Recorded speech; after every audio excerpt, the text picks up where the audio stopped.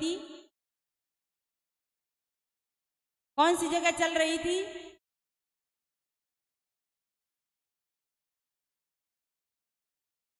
हमारे बाबाओं में से तो बताएंगे, ये तो बढ़िया तरीके से कथा सुन रहे हैं। मैया तो एक दूसरे को धक्का मारने में लगी है। कौन सी जगह कथा चल रही मैया, तुम ही बता दो। पर हम वो बता देंगे, हम ना बता रहे, वो बता देंगे। कथा सुनने के लिए आई है तुम, एक केला खावे क्यों आई, ये बताओ है?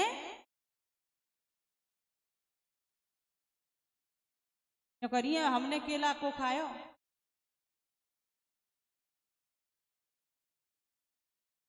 किसी को नहीं पता है? गई भैंस पानी में भगवान।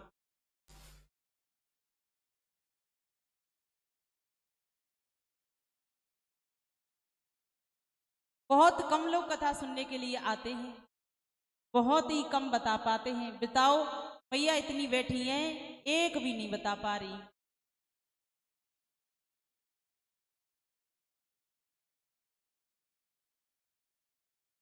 विश्वामित्र जी महाराज के यहाँ भगवान श्री राम और लक्ष्मण दोनों को लेकर के विश्वामित्र जी महाराज जनकपुरी के लिए तैयार हुए हैं। जनकपुरी के लिए जैसे ही प्रस्थान किया तो वहां पर महाराज जनक ने बहुत बड़ा यज्ञ का आयोजन किया था। उस यज्ञ में धनुष यज्ञ का बहुत बड़े बड़े राजा आए, भगवान श्री राम और लक्ष्मण भी पहुंच गए। इनको देख करके जो बड़े बड़े राजा थे, मोटे मोटे पेट वाले, वो कह रहे हैं अरे देखो कैसे कैसे राजा आए, देखो कैसे राजकुमार हैं। ओहो देखो तो सही, चिड़िया पहाड़ उठाने चली है, ये क्या धनुष को उठाएंगे? सुकोमल अंग राजकुमार हैं। भगवान श्री राम और लक्ष्मण दोनों शांत बैठे हैं। राजा उनकी हंसी उड़ाने लग गए, लेकिन जो महाराज जनक हैं उनकी एक प्रतिज्ञा थी। क्या? बोले जो इस धनुष पर प्रतिज्ञा चढ़ाएगा उसी के साथ में जानकी जी का विवाह करूंगा, उसी के साथ में जानकी जी का विवाह होगा। बहुत राजा आए, मैया जानकी जी ने अपने ही हाथों से उस धनुष को जिस जगह पर रखा था उस जगह से कोई उठाएगा, उस पर प्रतिज्ञा चढ़ाएगा, उसी के साथ में विवाह करेंगे।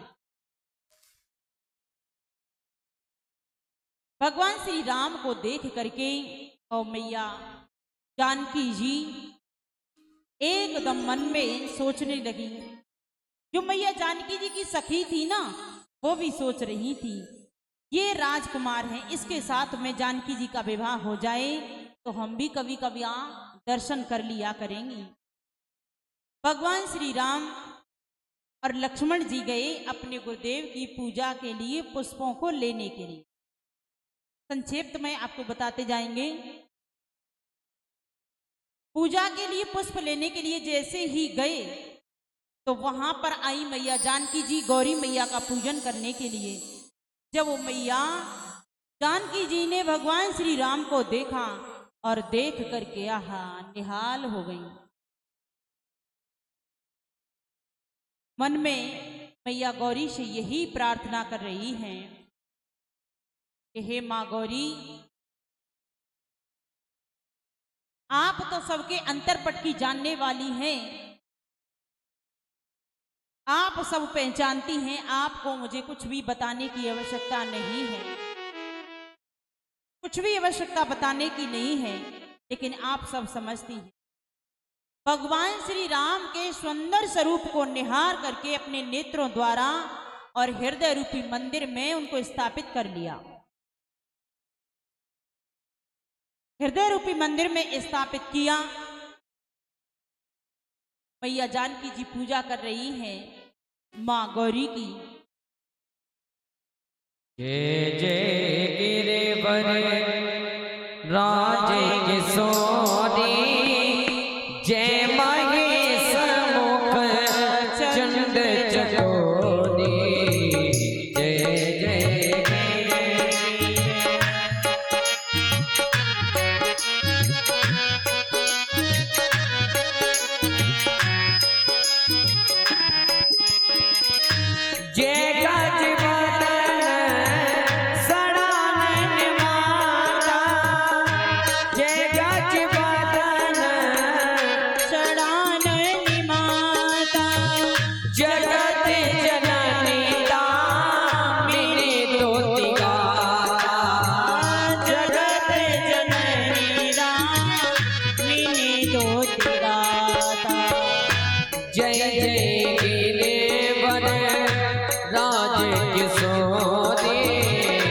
जय महेश मुख मुचन देव जगो।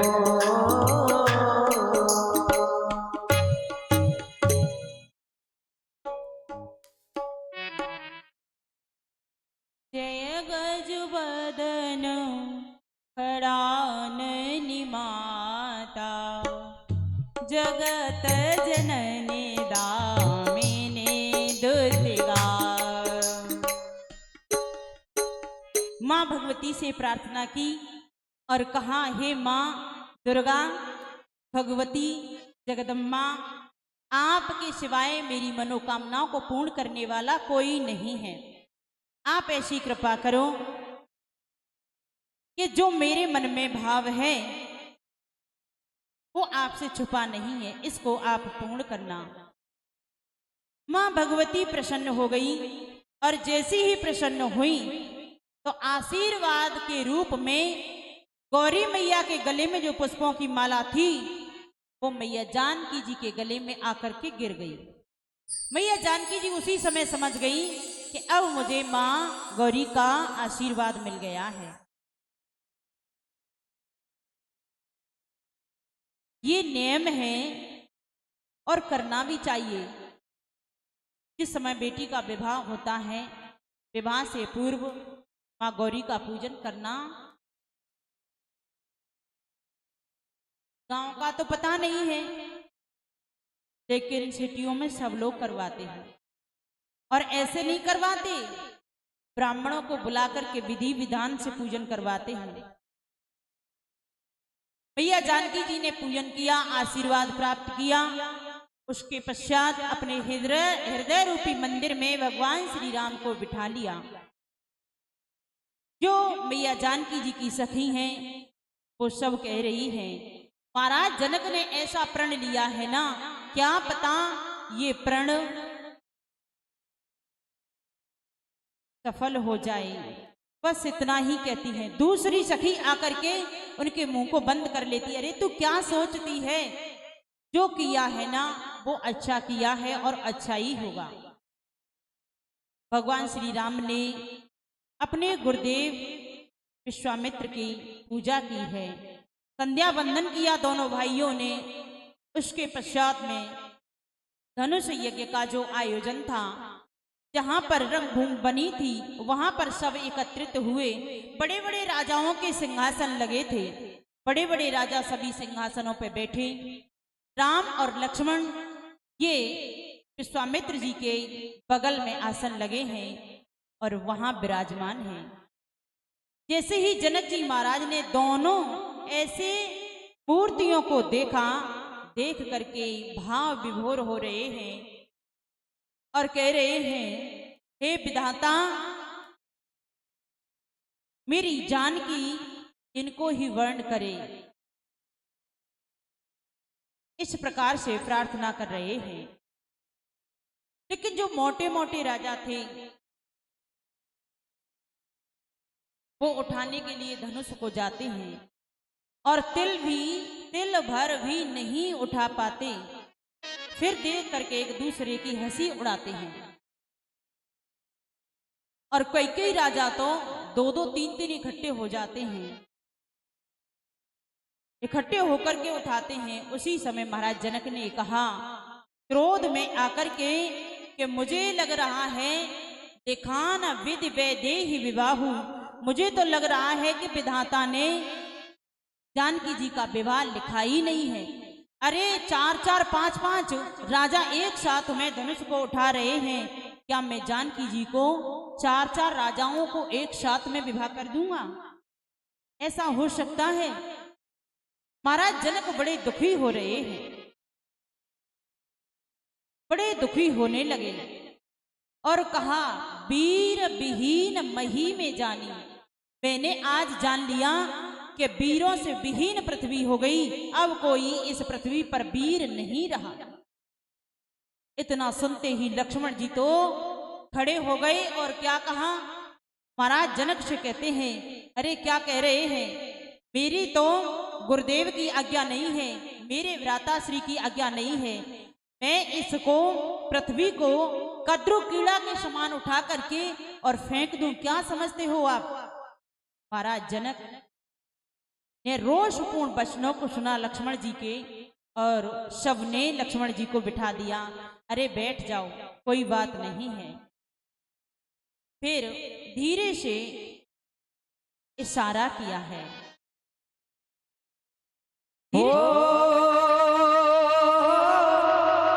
उठाओ नाम जाओ बाप जा,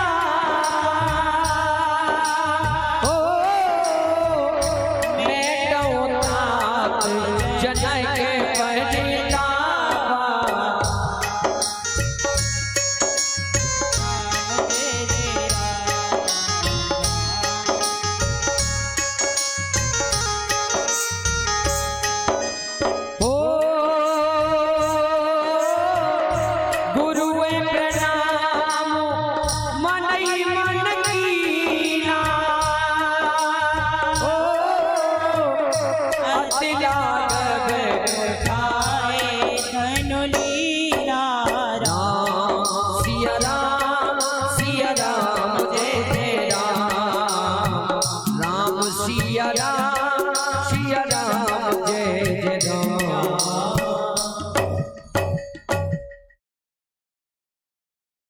सहजई उठे सकल जग स्वामी, मनहु मत जन कुंजर गावे। ऐसे विनम्र भाव से भगवान श्री राम खड़े हुए और खड़े होकर के ऐसे चल रहे हैं मानो कोई मनहु मत जन कुंजर गामी, मानो कोई हाथी चल रहा हो। इस प्रकार से चल रहे हैं और जाकर के तिनके के समान एक ही हाथ से धनुष को उठा लिया। जैसे ही धनुष को उठाया और उसमें प्रत्यंचा चढ़ाई, प्रत्यंचा चढ़ाते ही धनुष के दो टूक हो गए। जैसे ही दो टूक धनुष के हुए,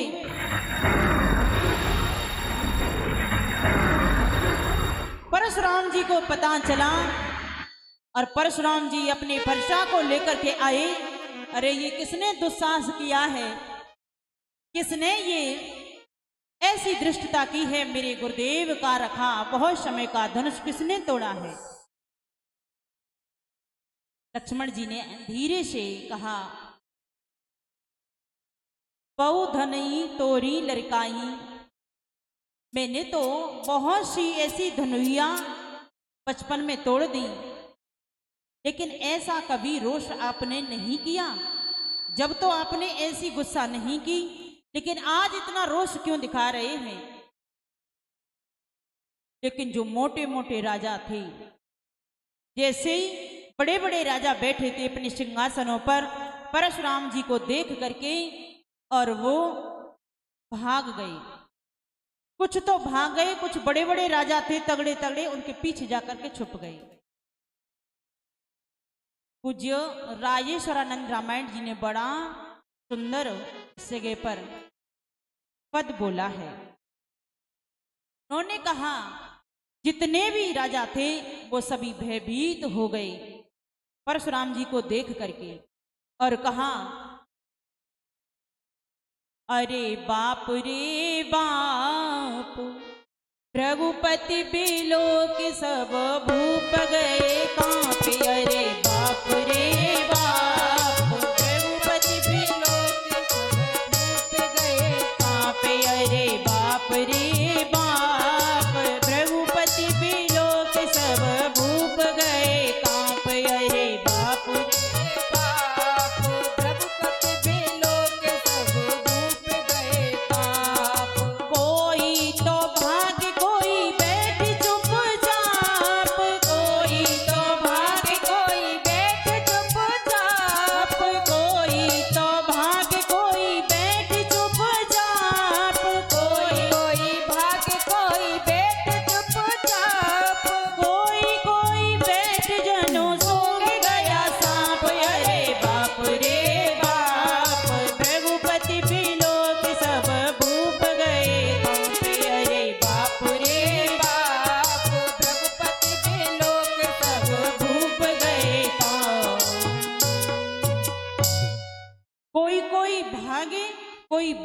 चुपचाप, कोई तो बेचारे ऐसे हो गए साइलेंट एकदम, और कोई वहां से भाग गए।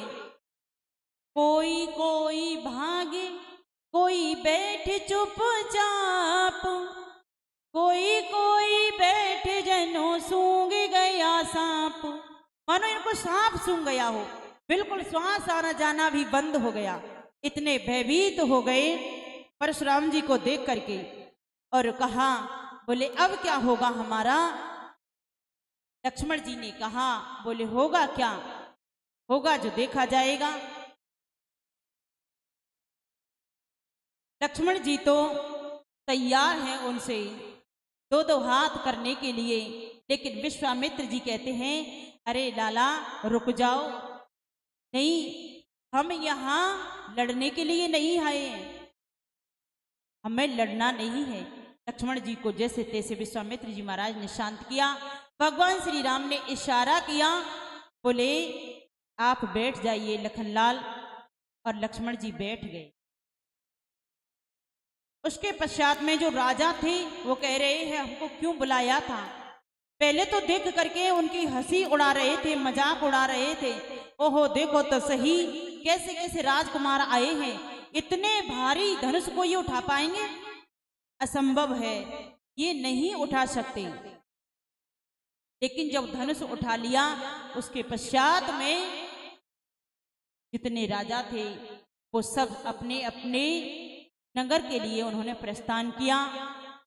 महाराज जनक ने फिर अवध के लिए, अयोध्या के लिए निमंत्रण दिया।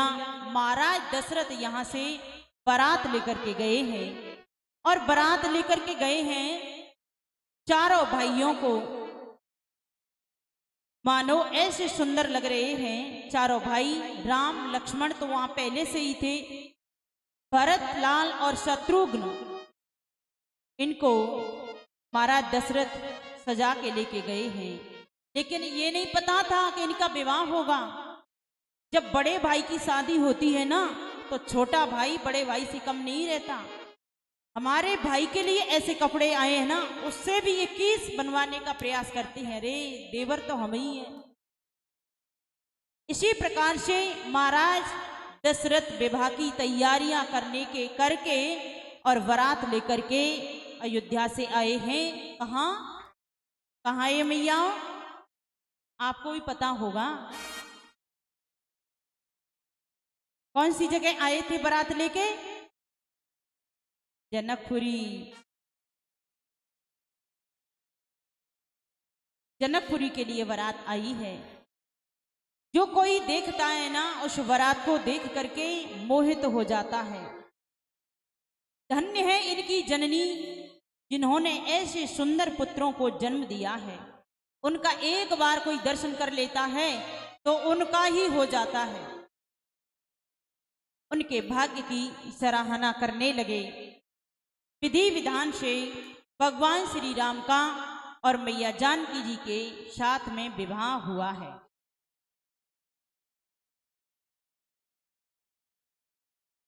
विधि विधान से विवाह हुआ।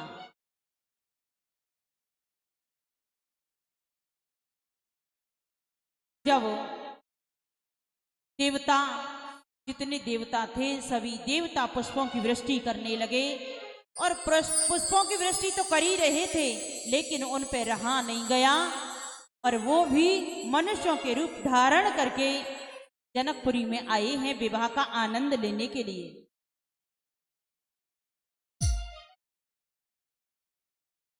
विवाह का आनंद लेने के लिए सभी आए।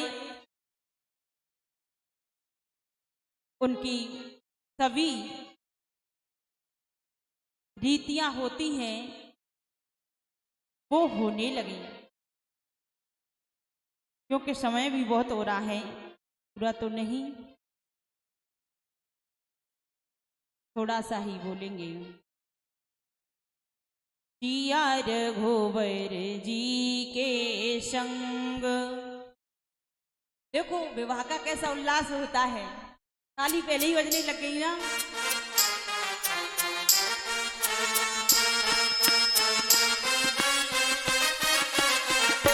सिया रघुवर जी के संग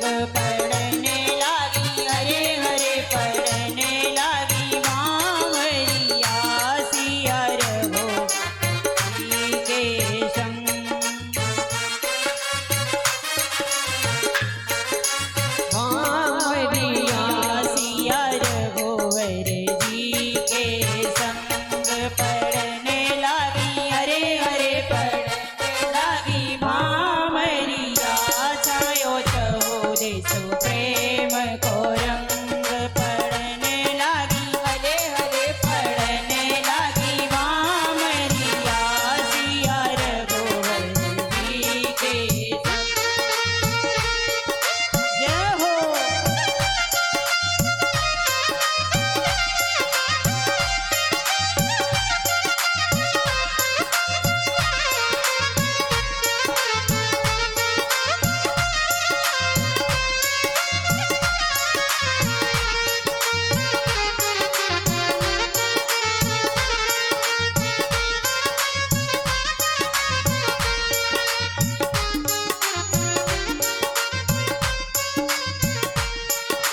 दशरथ मुदित प्रसन्न वराती, दशरथ मुदित प्रसन्न वराती, धन्य विदेह कृतज्ञ घराती, धन्य विदेह कृतज्ञ घराती। तीन लोक में कभी उठी ना ऐसी हरसी उमंग, पड़ने लगी हरे हरे पड़ने लगी मामरिया सिया रघुवर जी के संग, पड़ने लगी हरे हरे पड़ने लगी मामरिया सायो चौरिस प्रेम को रंग।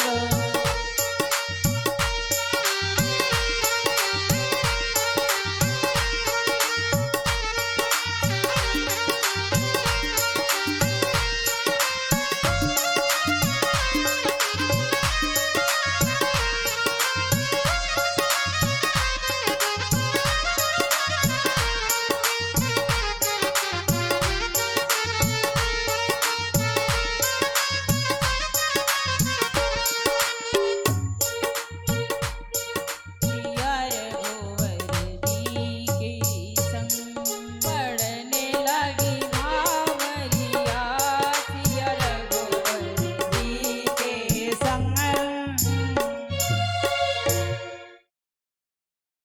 क्या फायदा है बोलने से? तुम्हें तो कुछ आनंद ही नहीं आ रहा है, तो क्या फायदा है? भगवान श्री राम का विवाह हुआ, सभी रीत रिवाज जो होती हैं विवाहों की उनको पूर्ण किया। उसके पश्चात में महाराज दशरथ ने राजा जनक से विदा मांगी है और कहा महाराज अब तो विदा होनी चाहिए, कितना समय हो गया। बोले महाराज एक दिन और रुक जाओ, एक दिन और रुक जाओ। इतना आपस में प्रेम था कि कभी विदाई करने के लिए महाराज जनक राजी नहीं होते, लेकिन एक दिन कहा बोले अब तो बहुत समय हो गया, विदाई होनी चाहिए। सुंदर सुंदर पकवान बारात के लिए मिलते थे खाने को, ऐसा लगता मानो जनकपुरी में ही रह रहे हों। अब तो एक दिन में ही हालत खराब हो जाती है। भगवान श्री राम के साथ में मैया जानकी जी का विवाह हुआ, लक्ष्मण जी के साथ में उर्मिला का, मांडवी का, श्रुतकीर्ति का, चारों भाइयों का विवाह, चारों बहनों का एक साथ में विवाह हुआ। जो महाराज जनक हैं उनके भाई हैं, उनकी बेटी है मांडवी श्रुतकीर्ति, उनका विवाह भी एक ही साथ हुआ। महाराज दशरथ जब सभी वधुओं को एक साथ में लेके आए हैं, पुत्र वधुओं को देख करके बड़े प्रसन्न होने लगे। और मैया कौशल्या है, उनके लिए महाराज दशरथ ने बड़ा सुंदर उपदेश दिया। कहा वधु लड़किनी पर घर आई, राखो नैन पलक की नाई। जैसे नेत्र की रक्षा पलक करता है, ऐसे ही तुमको रक्षा करनी है। इन बहुओं को, इन बेटियों को कभी ये महसूस ना हो कि हम दूसरे घर में हैं, कभी भी ऐसा महसूस मत होने देना। महाराज दशरथ ने बड़ी सुंदर शिक्षा दी है। उसके पश्चात में कुछ समय ही सुखी पूर्वक जीवन व्यतीत किया। उसके पश्चात में ही भगवान श्री राम का राज तिलक होने वाला था, लेकिन राज तिलक होने की जगह पे हो गया क्या? वनवास। वनवास हो गया। वन में भगवान श्री राम को जाना पड़ा। मैया जानकी जी के लिए बहुत समझाया। बोले आप क्या करेंगी, जंगल में बहुत बड़े बड़े राक्षस रहते हैं, वहां आपका कोई काम नहीं है, आप वहां मत जाओ, यहीं पर आप रहो। बोले नहीं, मैं तो आपके बगैर नहीं रह सकती। जिय बिन देह नदी बिन वारी, तैसे नाथ पुरुष बिन नारी। मैं आपकी परछाई हूं, आपसे अलग कैसे रह सकती हूं। भैया जानकी जी के लिए बहुत भगवान श्री राम ने समझाया। कहा, बोले अगर तुम रहेंगी तो मेरे पिता को कभी मेरी याद नहीं आएगी, और तुम भी मेरे साथ जाएंगी तो महाराज दशरथ भी जीवित रहने वाले नहीं हैं। वो इतना स्नेह करते हैं, इतना प्रेम करते हैं।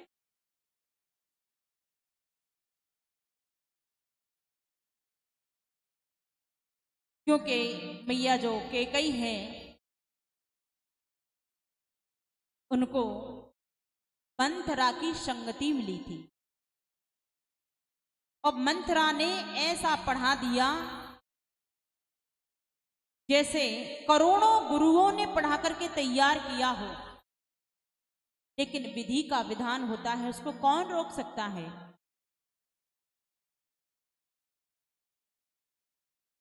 भगवान श्री राम के लिए वनवास मांगा, और भरत जी महाराज के लिए क्या मांगा? राज तिलक। मेरे भरत को राजा बनाओ। लेकिन भरत जी महाराज तो भगवान श्री राम से इतना प्रेम करते थे, इतना प्रेम करते, स्नेह करते, उनके बगैर तो वो रह नहीं सकते। भगवान श्री राम, लक्ष्मण जी भी तैयार हुए। लक्ष्मण जी जैसे ही पता चला कि भगवान श्री राम वन के लिए गमन कर रहे हैं, वन के लिए जा रहे हैं, तब कहा, बोले ये वन के लिए जाएंगे तो मैं भी वन में ही रहूंगा, मैं प्रभु की सेवा करूंगा, मेरा भी यहां कोई काम नहीं है। अपनी मैया सुमित्रा के पास में गए। मैया सुमित्रा ने कहा, बोले मेरे पास आज्ञा लेने की क्या आवश्यकता थी आपको पुत्र। तात तुम्हार मात वे देही, पिता राम सब भांत स्नेही।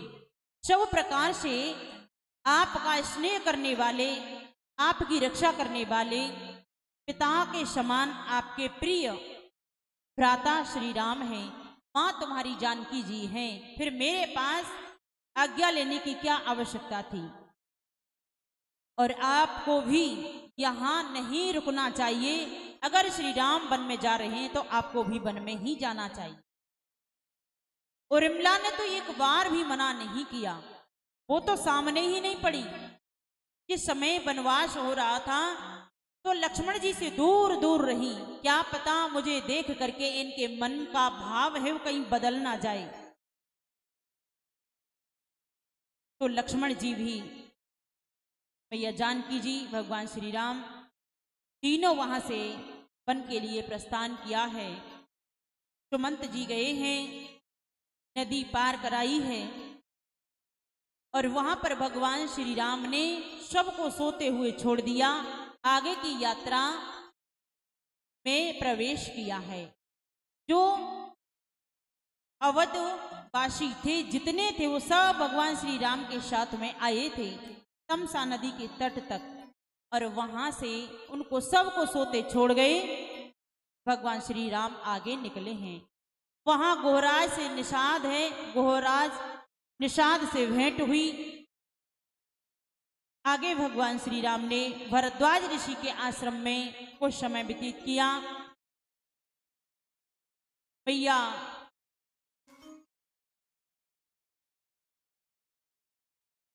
अनुसुईया के यहाँ पर उनका पदार्पण हुआ। मैया अनसुईया ने, जो अत्रि ऋषि की पत्नी है, उन्होंने पतिव्रत धर्म का उपदेश दिया है मैया जानकी जी के लिए।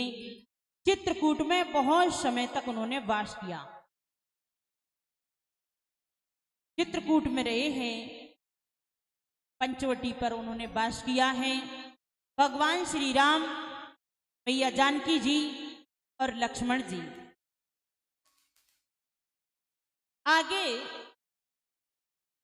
मैया जानकी जी का हरण हुआ। जो रावण है वो संत का रूप धारण करके मैया जानकी जी का हरण करके ले गया।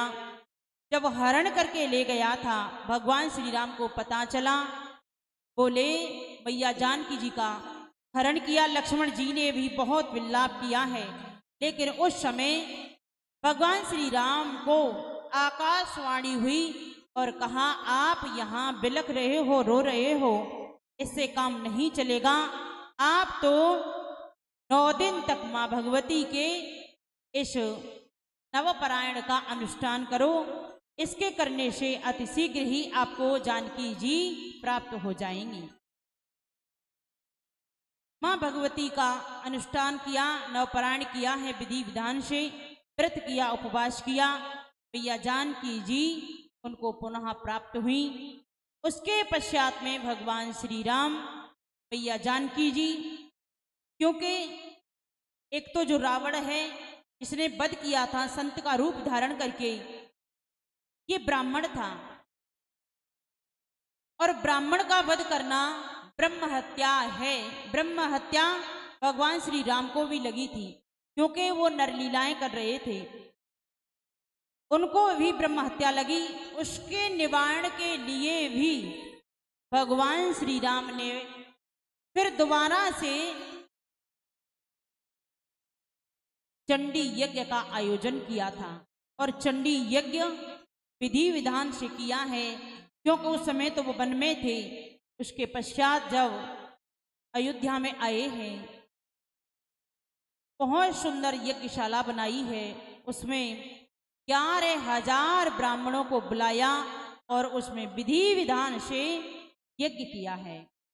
उस यज्ञ से ब्रह्म हत्या भगवान श्री राम को लगी थी, उससे उन्होंने मुक्ति पाई है। भगवान श्री राम मैया जानकी जी के सहित अयोध्या में पधारे। सबने बड़ा आनंद उत्सव मनाया है, सभी प्रसन्न मन हो गए, सबके मन रूपी मयूर नृत्य करने लग गए हैं। बड़ा आनंद उत्सव मनाया।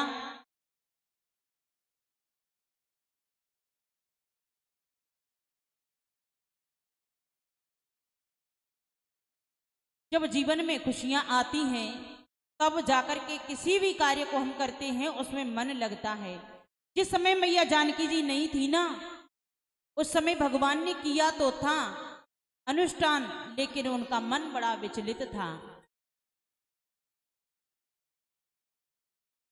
तीनों को एक साथ में भगवान श्री राम, मैया जानकी जी, लक्ष्मण जी को एक साथ में देखा।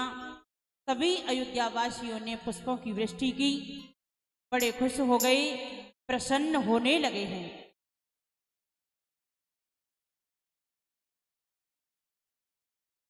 राधे बोली वाके बिहारी लाल की।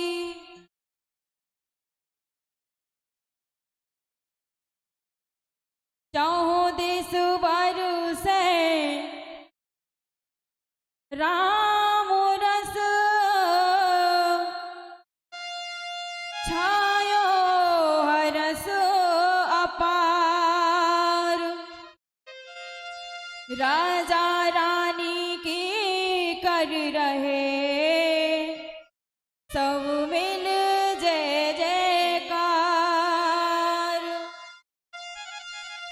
कौशल नंदन राजा राम, जानकी वल्लभ राजा राम। जय सिया राम, जय जय सिया राम, जय सिया राम, जय जय सिया राम। सिया राम सिया राम सिया राम, जैसे राम तरस रस बरसे, जैसे सावन की झड़ी। राजा राम तरस रस बरसे,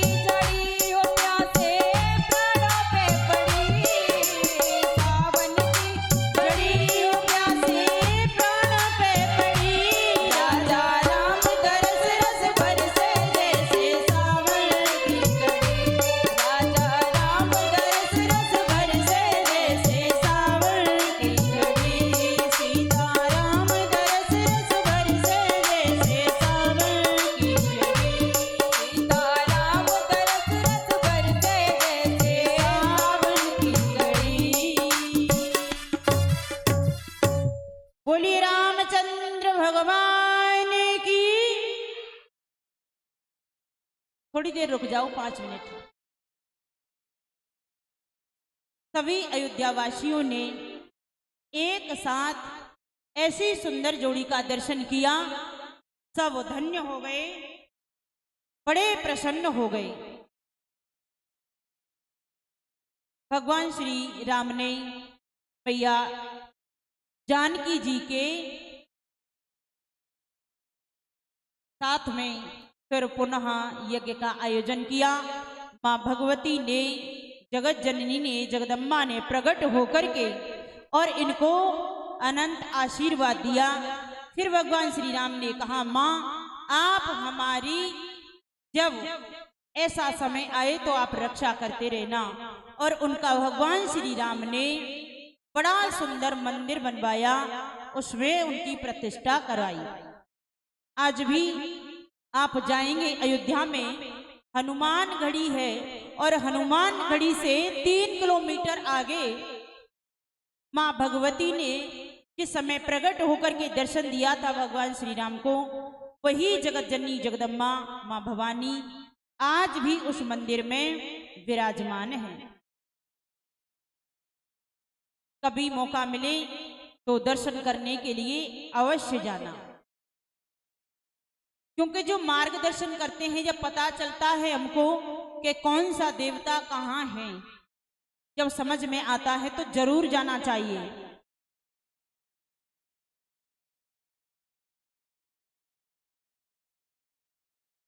आज स्वामी जी ने हमें दर्शन दिया, इस कथा में पधारे हैं, तो ये हम सब धन्य हो गए और सबको दर्शन दिया है।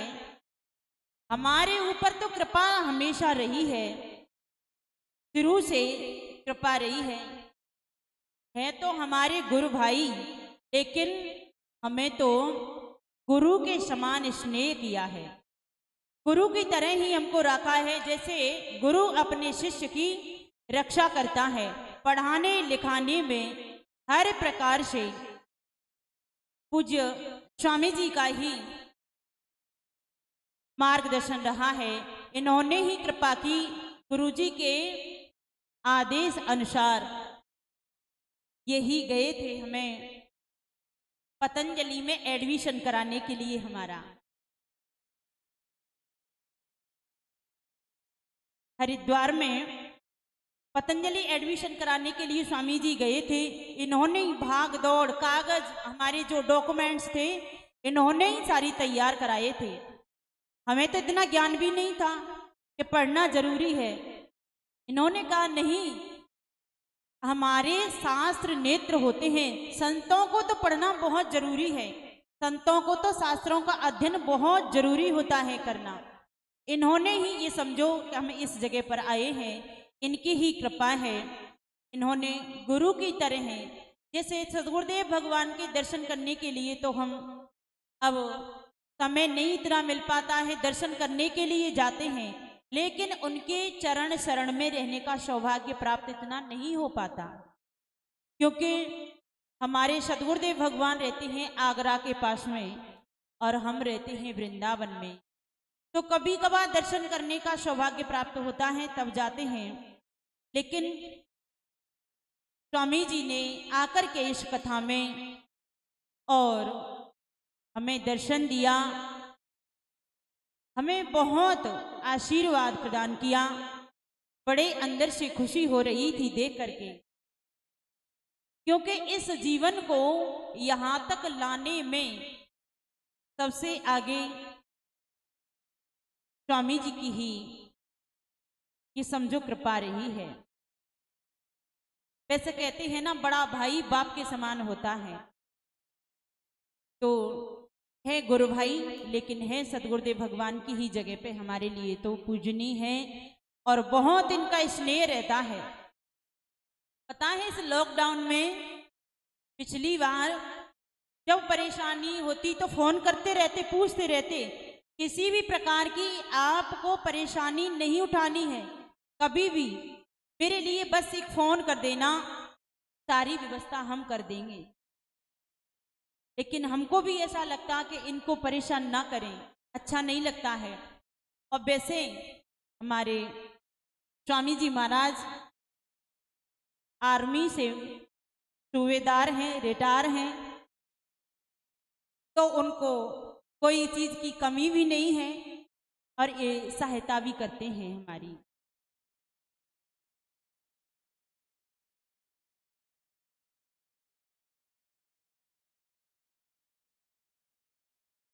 तो 2 मिनट स्वामी जी का वचनामृत हम सबको मिलेगा के पश्चात, ठीक है।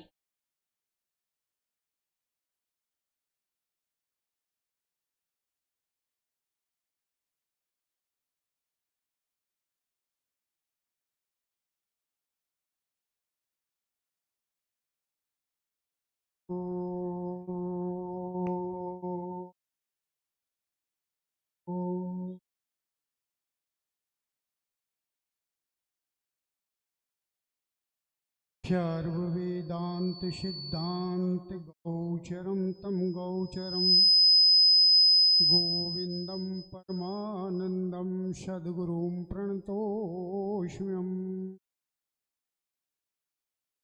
बोलिए सद्गुरुदेव भगवान की, दुर्गा मैया की जय हो। बस्ती माता की। सज्जनों, आपका 5 मिनट का समय लूंगा। आज कुछ देवी मैया की इस गांव पर स्पेशल मेहरबानी, स्पेशल शब्द होता है ना, अति कृपा, जिसको बोलते अति कृपा, उसकी वजह से हमें आज माँ की महिमा सुनने को मिल रही है। इस कथा का अमृतपान हम कर रहे हैं, एक दूसरे का दर्शन कर रहे हैं और एक दूसरे की सेवा कर रहे हैं। सज्जनों, एक चीज़ मैं आपको बता देना चाहता हूँ, क्या देवी भागवत हो या भागवत महापुराण हो या राम कथा हो, आदि आदि कुछ भी है, इनको आप कथा मत ले लेना कि ये खाली कथा ही है। ये देवी भागवत पुराण पढ़ा है, इसको बुक मत समझ लेना, किताब मत समझ लेना, भागवत को भी किताब मत समझ लेना। ये साक्षात दुर्गा का अवतार है। ये दुर्गा रूपी जो भागवत है, ये माता की सद कृपा है, यानी वो साक्षात यहाँ विराजमान है। इस वजह से इसको अपने अंदर धारण करना, इसको कथा श्रवण करके नहीं करना। और दूसरी चीज ये बता देता हूँ, जिसने कथा को सुना, कथा तो सुनते हैं हम, और कथा सुन के अगर हमने उसमें से कुछ पाया नहीं, 7 दिन 9 दिन जितने दिन भी कथा सुनी, कथा सुन के उसमें से हमने कुछ प्राप्त नहीं किया, धारण नहीं किया, उस रास्ते को हमने नहीं अपनाया, तो तुम्हारा कथा कराना नहीं कराना उसका कोई लाभ नहीं है। दुर्गा मैया को तुम्हारे यहाँ बैठने से कोई मतलब नहीं है कि तुम आके बैठ गए, उसको कोई लेना देना नहीं। उसको मतलब है तुम यहाँ आके बैठे तो किस भाव से आके बैठे, तुम क्या भाव लेके आए। अभी पहले व्यासपीठ से आपको बताया गया था, केला खाने मत आना, ठीक है प्रसाद है माता का, मैं नहीं कहता, वो प्रसाद ग्रहण करो, लेकिन उस भाव को मत लेके आना। यहाँ भाव सिर्फ इतना लेके आना, हमारे गांव में संतों की कृपा है, दुर्गा मैया की कृपा है, जो हमें आज भगवान के नाम का अमृत पान हो रहा है, कथा का अमृत पान हो रहा है। भैया ऐसे तो मनुष्य, एक चीज देखो, आहार निंद्रा भय मैथुन समान में तद पशु भी नराणाम ज्ञानम नराणाम मद को विशेषम ज्ञान ही ना पशु भी समाना। कितनी बड़ी बात बताई हमारे शास्त्रकारों ने। आहार यानी भोजन, निंद्रा यानी नींद लेना, भय यानी डरना, और मैथुनेन यानी बच्चा पैदा करना। ये 4 चीज मनुष्य में और पशु में समान है। कोई अंतर है क्या? अरे भाई, भोजन तो पशु भी खाता है और मनुष्य भी खाता है, सोता मनुष्य भी है और पशु भी सोता है, डर मनुष्य को भी है और डरता पशु भी है, और बच्चे पैदा मनुष्य भी कर रहा है। तो पशु भी कर रहा है। कोई अंतर है क्या? कोई अंतर नहीं है। लेकिन ज्ञानम नराणाम मदको विशेषम, नर में मानी मनुष्य में एक ज्ञान विशेष रूप से भगवान ने दिया है। ज्ञान, ज्ञान यानी भक्ति। ज्ञान किसको कहते हैं? अच्छे और बुरे की पहचान। अच्छा क्या है और बुरा क्या है उसको हमें पहचान लेना चाहिए। ये भगवान ने विशेष दिया है। और जिसमें ज्ञान नहीं है उसमें और पशु में फिर कोई अंतर नहीं है, कोई अंतर नहीं है। मनुष्य आहार लेता है, देखो पशु आज तक देखा है आपने? गाय जो जब से भैंस आई है, गाय आई है, उसने अपने स्वभाव को बदला है क्या? भाई शेर का भोजन तुम गाय को दो तो खा लेगी क्या? नहीं खाएगी। उसने प्रकृति के नियम को तोड़ा ही नहीं। और शेर को गाय का भोजन दो तो शेर खा लेगा क्या? कभी नहीं खाएगा। जब से सृष्टि बनी है तब से वो अपने नियम पे चल रहे हैं। लेकिन इस मनुष्य को जलचर दे दो, थलचर दे दो, नभचर दे दो, कुछ भी दे दो, ये सबको खा जाएगा। अब मुझे बताओ, अब भोजन में पशु अच्छा है या मनुष्य अच्छा है? कौन सा तुम बताना हाथ खड़ा करके कि पशु अच्छा भोजन में या मनुष्य अच्छा? पशु अच्छा है ना, जिसने अपने नियम को तोड़ा ही नहीं। और आहार, निंद्रा, नींद, हमारा नियम है क्या किसी का बताना? सोने का। जब हमारा सोने का टाइम होता है, जब तो किसी हम ठेके पे बैठे रहते, ठेके पे बैठे रहते, नहीं तो झाड़ी में बैठ के सुल्फा पीते। घर पे जाएगा तो पिटेगा, इसलिए कई साथी ढूंढते हैं। सोने भोजन का टाइम होता है तो वहां बैठे रहते हैं, और जब सोने का टाइम आता है तो घर आते हैं और फिर बेचारी बीबी पे झाड़ू और पोछा चलाते। ठाडी हो, मुंह को सब्जी बना है, कुछ भी नहीं, घर में चूहे लड़ रहे। इसलिए भाई अब जब नींद सोएंगे तो कितने बजे सोएंगे? फिर 11 बजे जाके खाट छोड़ेंगे। ये मनुष्य का धर्म है क्या? लेकिन तुम पशु को देखना, तुम्हारी भैंस भी सोती है, गाय भी सोती है, तुम्हें पता लगता है कि वो कब सोते? देखा है आज तक किसी ने? नहीं देखा होगा। तो बताओ मुझे, सोने में पशु अच्छा या मतलब मनुष्य अच्छा? पशु अच्छा। और भय, डर, मनुष्य को इतना डर है, जब सो के उठेगा और उसका कोई डर वाला शत्रु है ना, शत्रु, तो सो के उठेगा तो बाहर देखेगा कहीं बाहर तो नहीं खड़ा है, बहुत डर है। लेकिन जब पशु को बिल्कुल डर नहीं, तुम डंडा ले लो हाथ में और एक कुत्ते के पीछे भगो, उसको पता है डंडा मारेगा वो भागेगा, और तुम मुड़ जाओ और तुम मुड़े पीछे को और कुत्ता पैर पसार के खेत में सो जाएगा, उसको कोई डर नहीं। लेकिन मनुष्य रात दिन इसका डर निकलता ही नहीं। और बच्चा पैदा करने में तो तुम ही सोच लो भाई, कौन आगे, मैं क्या बताऊं। इसलिए मैं आप लोगों को इतना कह रहा हूं, ये भगवान की कृपा है, दुर्गा माँ की कृपा है। इस मनुष्य जन्म को ऐसे ही नहीं खोना। बहुत बड़ी मुश्किल से मनुष्य जन्म मिला है। कर्मों का ध्यान देना, ये शरीर जो है ये कर्मों का योग है, जो हम करके आए उसका फल है। अब क्या बो के आए तुम, पीछे नीम बो के आए तो कड़ा खाओगे, और मीठा आम बो के आए तो आम खाओगे। ये तुम्हारे ऊपर है। तुमको दुख सुख देने वाला दूसरा कोई आदमी नहीं है। अगर तुम सोचो कि मेरे दुखों की, मेरा दुख इसकी वजह से है, जिठानी की वजह से, दौरानी की वजह से, पति की वजह से मैं दुखी हूं, तो ये तुम्हारी भूल होगी। तुम्हारे कर्म हैं वही तुम्हें दुख दे रहे हैं, और तुम्हारे कर्म है वही सुख दे रहे हैं। इसलिए यहाँ आओ, कर्मों को सुधारो। किसी को अच्छा मत कहो तो बुरा भी मत कहो। अच्छा नहीं कहने का हक है तो बुरा कहने का कोई हक नहीं है। इसलिए भैयाओ, सबसे निवेदन है मेरा, कथा सुनो। कथा सुन के जो भगवान की यहाँ पर आप लोगों को बात बताई जा रही है, जो आप लोगों को शिक्षा मिल रही है, उस शिक्षा को अपनाओ, उस पर चलो और प्रेम से ताली बजा के रहो। एक चीज और बताऊं मैं, सास अगर बहू को बहू मानेगी तो मेरी गारंटी है रात दिन लड़ेंगी, वो बंदी नहीं हुआ उनकी लड़ाई। अगर सास बहू को बहू नहीं मान के बेटी मानेगी ना, कभी लड़ाई होगी नहीं जीवन। दूसरी बात, अगर बहू सासू को सास मानेगी तो फिर लड़ाई होगी। अगर बहू सासू को सास नहीं मान के माँ मानेगी तो कभी लड़ाई नहीं होगी। ऐसे जिठानी दौरानी है, दौरानी ने जिठानी मान लिया तो खूब लड़ेंगी, और अगर वो बहन बहन मान ले तो कभी नहीं लड़ेंगी। एक छोटा सा हमारे महापुरुष दृष्टांत देते हैं। एक घर में बहू और सास थी दोनों, और एक घी को गर्म कर रही थी भगोनी में बहू। 4-5 किलो घी था, बढ़िया उसको गर्म किया, गर्म करके उठा के लेके चली तो उससे भगोनी छूट गई और वो घी गिर गया। अब सासू ने वहां देखा कुछ गिर गया, भागी भागी आई, अरे क्या हो गया बेटा, क्या हो गया, क्या हो गया? बोला माँ ये घी गिर गया। अरे घी गिर गया, कोई बात नहीं, तू तो ठीक है ना? अरे तेरा घी तो गिरा है लेकिन तू तो ठीक है, तू तो कहीं से नहीं जली? बोला नहीं मैं तो नहीं जली। तो बोला कोई बात नहीं बेटी, घी तो और हो जाएगा, तू ठीक है, मेरे लिए वो सबसे बड़ी बात है। अब वो बात वहां खत्म हो गई, सासू भी भूल गई, बहू भी भूल गई। अब तो सास बुढ़ी हो गई। जब बुढ़ी हो गई तो बाद में बुढ़ा आदमी तो बीमार पड़ ही जाता है भाई। अब सासू की सेवा करने लगी बहू, उसके कपड़े भी धोए, मल मूत भी धोए, सब काम करे।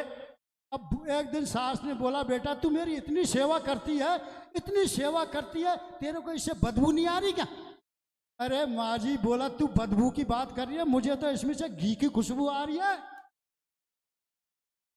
वो जब सासू ने बोला था ना घी गिर जाने दे, तू ठीक है, बोला तू मतलब ये क्या नाम से मेरे को बदबू की बात कर रही है, इसमें से मुझे तो घी की खुशबू आ रही है। इसलिए मेरे भाई मैयाओ, बहू को प्यार करो, और बहू है जो मतलब सास को प्यार करो, जीवन सफल हो जाएगा। जय श्री राधे, जय श्री कृष्णा, ओम नमः।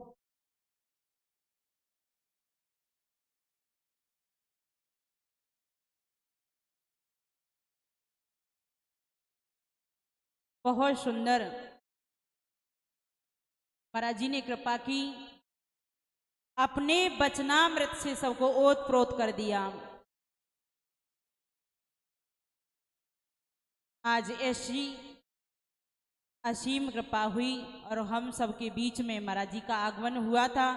महाराज जी ने थोड़े से समय में कितना सुंदर समझाया। वक्ष खाते हैं तो मनुष्य ही खाते हैं, पशु नहीं खाते। तो आज की कथा का यही विश्राम करते हैं, कल फिर पुनः। एक बात और बता दो भैया, खड़े होके कितने बजे से कथा का समय रखें? बार बार पे लोग पहुंचते हैं ना, हमारे लिए फोन करते, हाँ इनको पूछते हैं बता तो दो एक बार क्या इतना समय कर लो। निर्धारित बताया नहीं आपने, फिर हमारे हिसाब से चलेगा, ध्यान रखना। बोलिए दुर्गा मैया की। अब ऐसा करो, बहुत देर हो गई केला खाए, बहुत देर पहले का तुमने जूस पिया है, तो थोड़ा नाच लो, खड़े हो जाओ, सब एक साथ सभी नाचेंगे, फिर उसके बाद में आरती करेंगे। ऐसा नहीं मैया ही नाचेंगी, हमारे भैया भी नाचेंगे, सभी नाचेंगे।